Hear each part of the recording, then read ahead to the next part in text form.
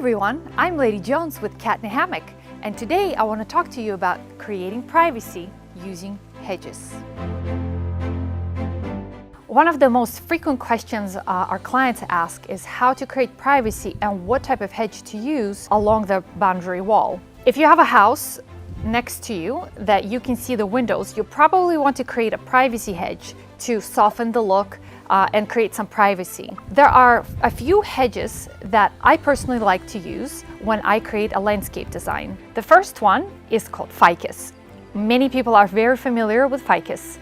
It grows really tall, fast. It loves direct sunlight. You see a lot of ficus hedges in places like Beverly Hills, where the hedge goes about 20 feet, creating this very private, dense green wall.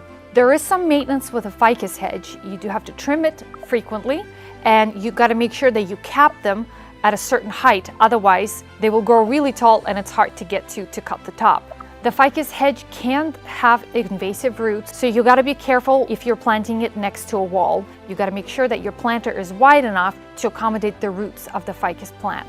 Another great hedge is called Potocarpus. On average, it grows about 10 feet. People keep it about 10 feet tall. If you let it grow for a long time, it can get up to 40 feet. It's a very dense hedge, again, great for privacy. The Potocarpus hedge does not have invasive roots like the ficus. Another one of my favorites is the Japanese privet. It has a beautiful leaf, very dense, has nice flower that comes in the spring. It's not very tall. It grows to about 8 feet, maybe 10. So if you need a very tall hedge, that's not a right fit.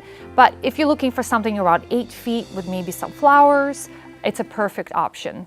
If you want to transform your outdoor living space, then visit our website and fill out the form for a free design consultation to get started. And don't forget to subscribe to our YouTube channel, and I will see you in our next video.